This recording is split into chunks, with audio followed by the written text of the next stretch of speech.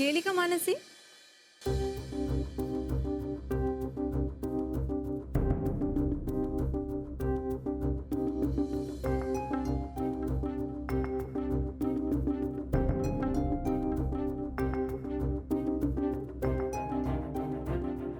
ती कुठेही जाणार नाही.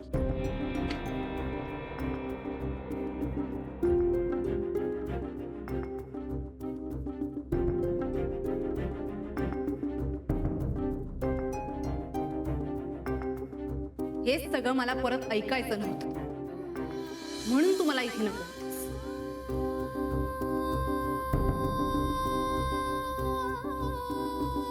मी सांगू का त्यांना?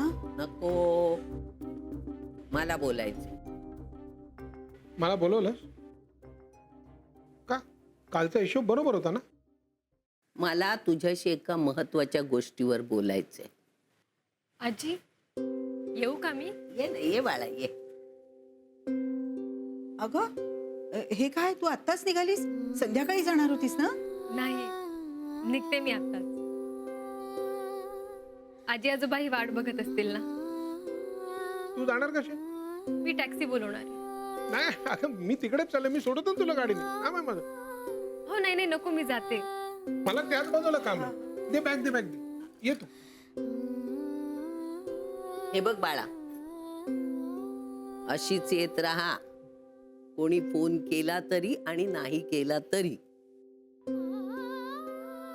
आपलं घर समजायचं आणि यायचं. हो आजी, नमस्कार करते. हो बाळा. अगं असू दे असू दे, ये परत. हा येते येते आजी. ये. समजूतदार आहे ना पोर. काय बोलायचं होतं यांच्याशी? नाही नाही, तो आला की मग तुला बोलवेन ना, त्याच्यावर बोलताना. तुझ्यात आणि मानसीत काय आणि कुठल्या पातळीवर बोलणं झालं असेल हे आत्ता तिच्या जाण्यावरून मला दिसतंय. तिने इथे राहावं असा माझा अट्टहास नाहीये, तर तिचं इथे असणं हे तुझ्यासाठी जास्त उपयोगी आहे.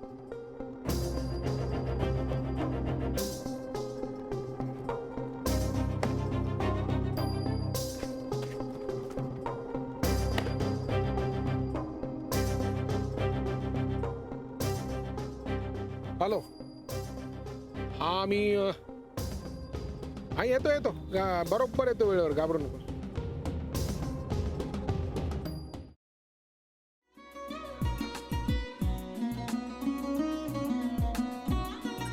लावू का? असाच लावू ना.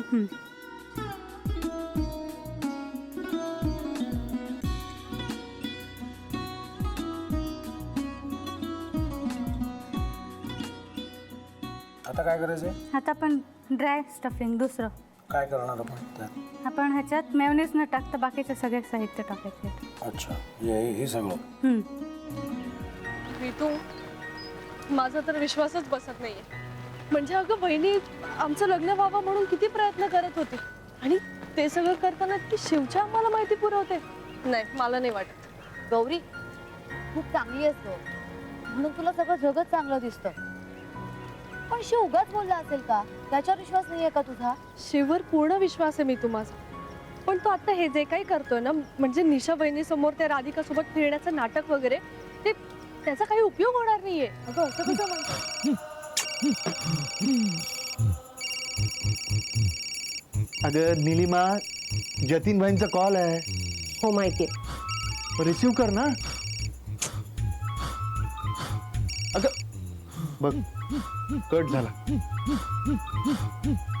आता तू रिसीव केला नाहीस म्हणून ते मला करतील. अबघ पुन्हा आला बघ. घे बघू. पण हे एक ना एक दिवस घडणारच होतं. आता मला कळलं तुम्ही 2 दिवस झाले काय सांगत होता ते. बनू हे संकेत असतात आणि हे ठरवून येत नसतात.